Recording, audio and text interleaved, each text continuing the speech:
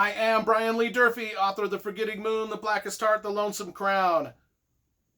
I'm here to review The Cuckoo's Calling by Robert Galbraith, a.k.a.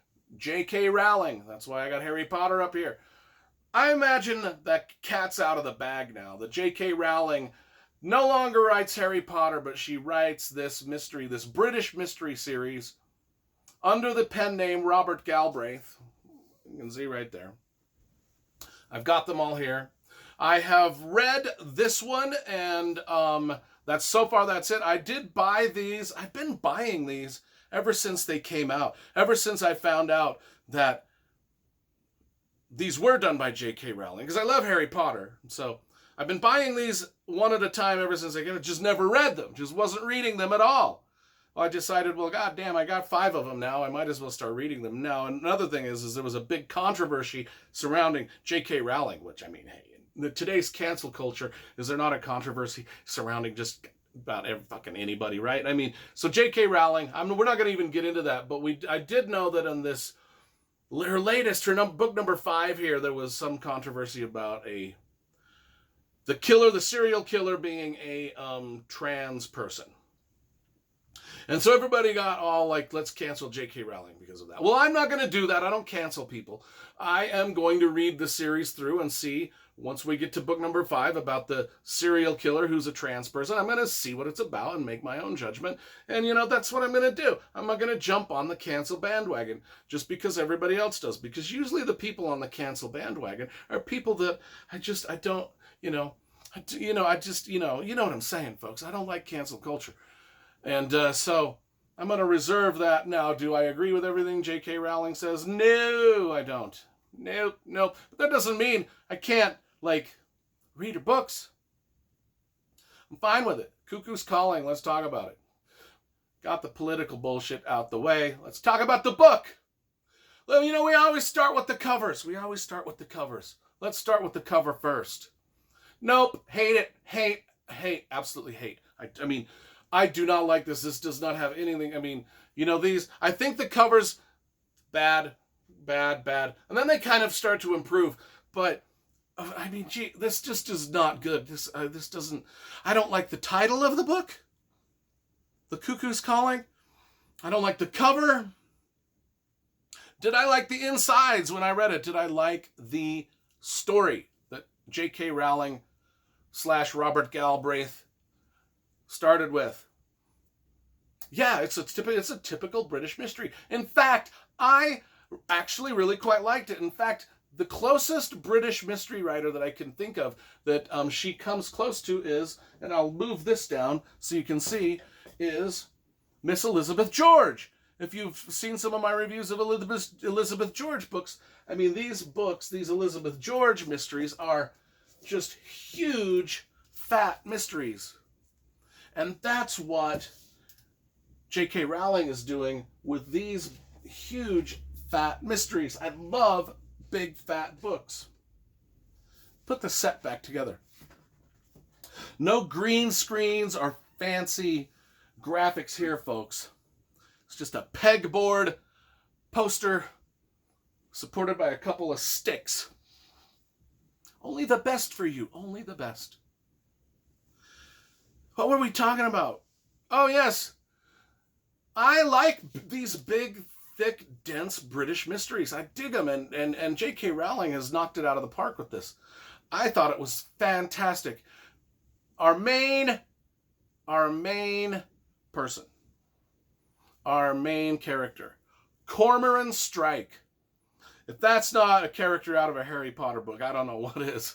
But he's our main investigator, Cormoran, Cormoran, Cormoran Strike, Strike. He sounds like a villain in a Harry Potter novel. There's nobody on the planet named Cormoran Strike.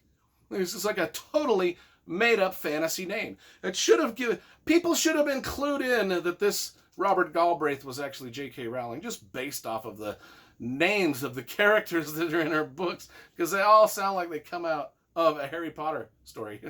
But so what's this about? This is. I'm just going to read the jacket copy because I think it's explains it better than I can. After losing his leg to a landmine in Afghanistan, Cormorant Strike is barely scraping by as a private investigator.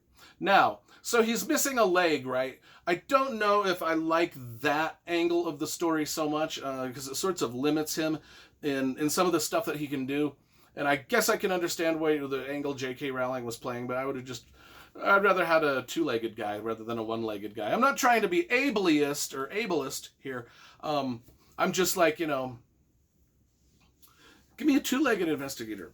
But hey, the one-legged investigators, they need to make money too. Strike is down to one client. He's down to one leg. He's got one client. His creditors are calling. He also has just broken up with his longtime girlfriend and is living in his office. Apparently his girlfriend didn't like his one leg either, because that comes into play. Yeah, he's living out of his office. The thing is he meets his partner, his eventual partner that joins him in the investigation. They meet at the top of a staircase, and they like clumsily bump into each other, and he almost knocks her over the railing of the staircase, right? And it's just a weird sort of introduction where I'm not making this up. I am not making this next part up. As she falls, he's never met her before. They meet at the top by accidentally bumping into each other because they round a corner, boom, bump into each other. She goes over the railing, and it's like 5 fucking stories down, right? She goes over the railing, and and I'm not making this up. He saves her by grabbing her boobs. I'm not making this up. This is in the book. Grabbing her boobs and pulling her back over the railing. That's in the first couple chapters, folks. I was almost like, I don't know if I can. I don't know if I can. I don't know. I can't. I don't know if I can. I don't know if I can do it. Don't know if I can do it, folks. Don't know if I can keep up with this thing. Because then they start talking, and then they realize, oh yeah, you're the girl that's coming to interview to help be my secretary here in the investigation. And the whole time she's just thinking of how sore her boobs feel. I was like, I don't know if I can do it. A one-legged investigator. He saves a girl in just a weird man. I don't know. I don't know, folks. I was about 20. I was like, why did I buy 5 of these things? Already we're starting out on a bad foot. But anyway, they have to investigate this murder of it's a suicide, really. It's a supermodel represented by this girl here. She's a supermodel.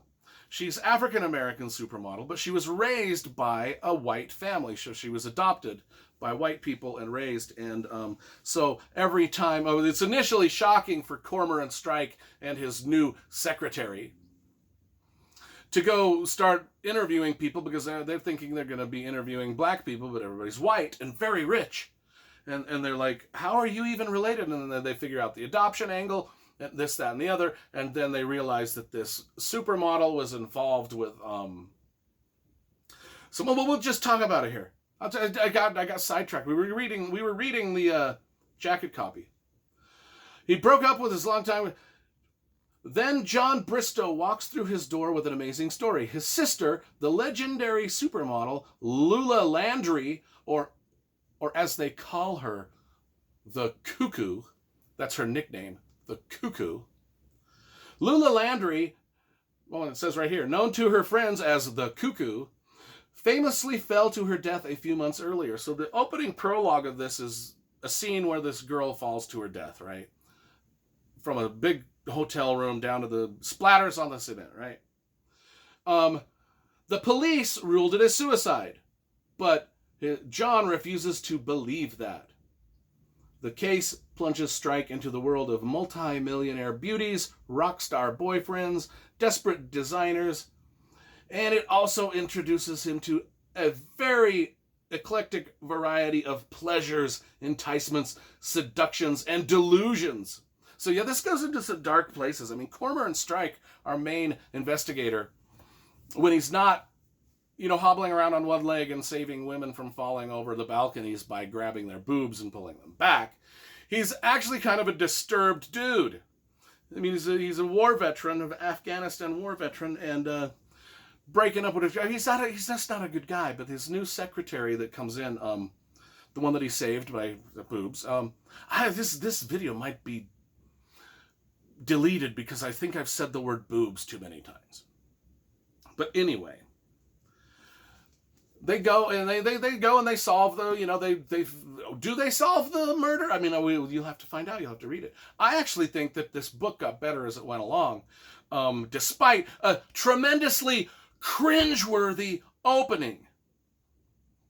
I thought that the book went along pretty good. And so now I'm kind of excited to read to see where the series goes up until the 5th controversial book where everybody wants to cancel J.K. Rowling for so many different reasons.